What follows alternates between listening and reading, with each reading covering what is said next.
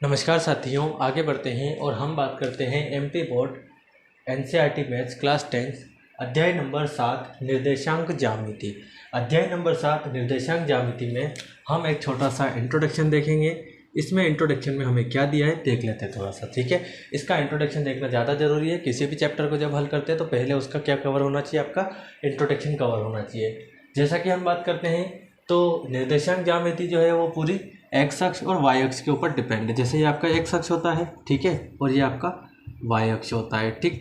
तो और ये एक्स डैश है तो ये वाई डैश है। यहाँ पे बीच में स्थित होते हैं आपके 0 0, जिनको हम क्या बोलते हैं, तो जिनको हम बोलते हैं मूल बिंदु। क्या बोलते हैं? मूल बिंदु।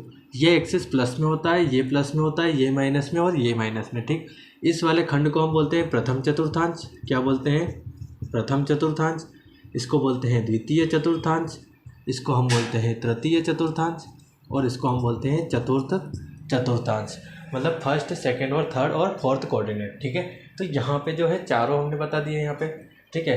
अब बात यहाँ पे ये करते हैं हम कि सबसे पहले तो यहाँ पे बताया है किसी बिंदु की वाई अक्ष से दूरी उस बिंदु का एक्स निर्देशांक या भुज कहलाती है। मोस्ट इंपॉर्टेंट लाइन है, ऑब्जेक्टिव में भी पूछी जाती है और हर साल एक ऑब्जेक्टिव फिक्स होता है इसका। क्या है, एक बार फिर सुनिएगा। किसी बिंदु की वाई अक्ष से दूरी, किसी बिंदु की इस वाई अक्ष से दूरी उस बिंदु का क्या कहलाती है? एक्स निर्देशांक या भुज कहलाती है। फिर से सुनना, वाई अक्ष से दूरी एक्स निर्देशांक या भुज कहलाती है। जस्ट अपोजिट हो जाएगा, किसी बिंदु की एक्स अक्ष से दूरी उस बिंदु का वाई की एक्स की जगह वाई निर्देशांक या फिर भुज का क्या हो जाएगा? कोटि कहलाती है, ठीक है गाइस। तो सेम लाइन आपको यहाँ पे लिखनी है, बस वाई की जगह एक्स आ जाएगा, ठीक। यहाँ पे भी एक्स की जगह वाई आ जाएगा और यहाँ पे भुज की जगह कोटि हो जाएगा, ठीक है गाइस। उसके अलावा अगर बात करें तो दो बिंदुओं के बीच की दूरी, एक इसमें मोस्ट इंपॉर्टेंट सूत्र होता है जिसका सवाल तो वैसे भी फिक्स है, आपको पता होना चाहिए। ये मैं आपको मिटा देता हूँ, आप इसे नोट कर लीजिएगा, ठीक है। अब हम देखते हैं यहाँ पे दो बिंदुओं के बीच की अगर आपको दूरी निकालनी है तो हो सकता है दो बिंदु हम यहाँ पे पी क्यू बता देते हैं। तो दूरी पी क्यू क्या हो जाएगा आपके? तो हो जाएगा √x2 - x1 का होल स्क्वायर, और फिर हो जाएगा y2 - y1 का होल स्क्वायर। ये चारों आपके क्या हो जाएंगे? तो ये चारों हो जाएंगे निर्देशांक। क्या हो जाएंगे ये? तो ये हो जाएंगे आपके निर्देशांक। कौन से? x1, y1, x2 और y2, जो कि आपको प्रश्न में दिए रहते हैं। बस आपको फॉर्मूला लगाना है, मान रखना है और हल करके देखना है, ठीक है गाइस। इसके बाद हम बात करते हैं दूरी के बात करते हैं अंतः विभाजन का सूत्र, ठीक है। एक और हम बात करते हैं अंतः विभाजन का सूत्र। तो अंतः विभाजन का सूत्र क्या होता है समझ लीजिए। देखो, मैं आपको जो है फॉर्मूला बता देता हूँ डायरेक्ट। ये फॉर्मूला कहाँ यूज़ होता है और क्यों होता है? देखो, अंतः विभाजन का फॉर्मूला होता है m1x2 + m2x1, ठीक, डिवाइड बाई m1 + m2। और एक और होता है y निर्देशांक के लिए, तो y का निर्देशांक निकालने के लिए m1y2 प्लस में m2y1 divide by m1 + m2, ठीक है। क्या होता है? m1 + m2। तो जहाँ पे x1 y1 x2 y2 क्या है आपका? तो यहाँ पे मैं आपको डायरेक्टली बताता हूँ, x1 y1 तथा x2 y2, ठीक है। x2 y2 ये होते हैं आपके निर्देशांक। क्या होते हैं? ये निर्देशांक होते हैं जो कि आपको दिए रहते हैं। m1 और m2 क्या होता है? तो m1 m2 आपके होता है अनुपात। क्या होता है? तो होता है अनुपात। तो ये होता है आपके अंतः विभाजन का सूत्र, ठीक है। तो ये आपके अंतः विभाजन का सूत्र हो जाएगा। अगली बात हम करें तो यहाँ पे अगर हम देखते हैं तो एक सूत्र और होता है आपके त्रिभुज का क्षेत्रफल। क्या होता है? त्रिभुज का क्षेत्रफल। तो त्रिभुज का क्षेत्रफल निकालना है आपको, तो आप निकालेंगे 1/2, ठीक, 1 1 1, फिर x1 y1, फिर x2 y2, फिर x3 और y3। ये आपके एक त्रिभुज का सूत्र है। त्रिभुज का क्षेत्रफल निकालने का जो सूत्र होता है वो है, ठीक है गाइस। इसको हम लेते हैं प्लस में, इसको लेते हैं माइनस में, इसको लेते हैं प्लस में, ठीक है। तो ये थे आपके किसी बिंदु की वाई अक्ष से दूरी उस बिंदु का एक्स निर्देशांक कहलाती है, किसी बिंदु की एक्स अक्ष से दूरी उस बिंदु के वाई निर्देशांक कहलाती है ना। इसको भुज और इसको कोटि कहा जाता है। दो बिंदुओं के बीच की दूरी आपको निकालनी है, अंडर रूट करके आप x2 - x1 का होल स्क्वायर कर देंगे, ठीक है।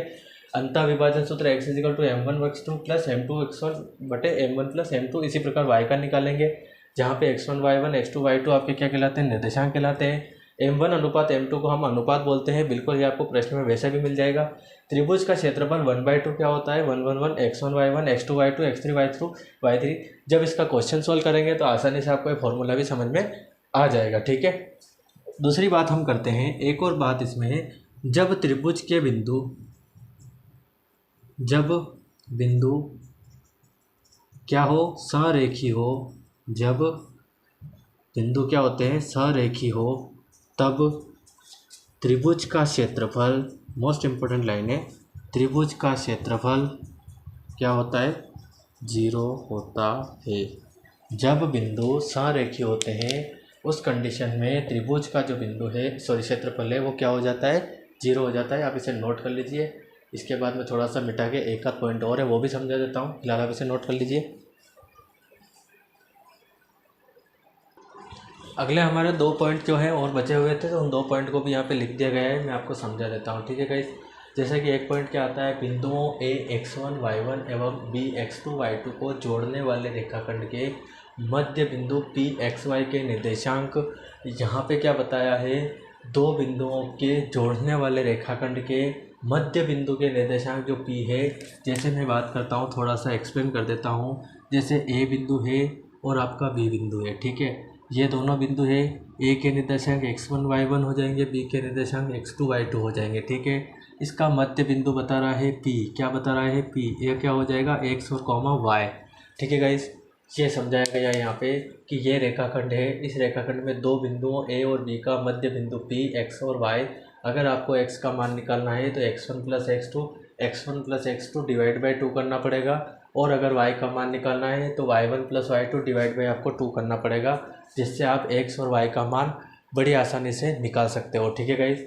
तो ये हो जाएगा आपके बिंदुओं a और b को जोड़ने वाले रेखाखंड के मध्य बिंदु के निर्देशांक। मेरे हिसाब से इस चित्र की वजह से आपको सब समझ में आ चुका होगा। फॉर्मूला आपको याद रखना है, प्लस आपको समझ के चलना है, ठीक।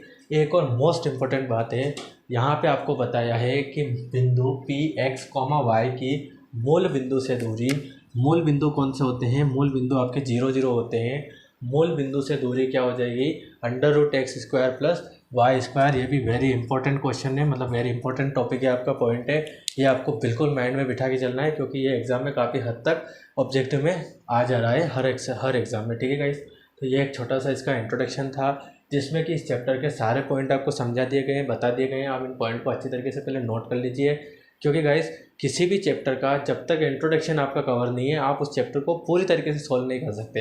हाँ, फॉर्मूला लगा के क्वेश्चन को हल करना है, ये तो सभी कर लेते हैं, लेकिन जो छोटी छोटी बातें होती है, जैसे मूल बिंदु से दूरी क्या होती है, मध्य बिंदु के निर्देशांक क्या होते हैं, मूल बिंदु के निर्देशांक क्या होते हैं, भुज क्या होती है, कोटि क्या होती है, एक्स के निर्देशांक क्या है, वाई के निर्देशांक क्या है, ये सब चीज़ें अगर आपको पता नहीं है तो फिर आप जो है चैप्टर को पूरी तरीके से सोल्व नहीं कर सकते हो, ठीक है। और सबसे ज़्यादा इंपॉर्टेंट क्या है, ऑब्जेक्टिव बहुत पूछे जाते हैं ना, और ऑब्जेक्टिव जो बनते हैं वो इसके इंट्रोडक्शन से ही बनते हैं। अगर आपने हर चैप्टर का इंट्रोडक्शन अच्छी तरीके से कवर किया हुआ है तो आपके ऑब्जेक्टिव एक भी गलत नहीं होने वाला है, ठीक है गाइस।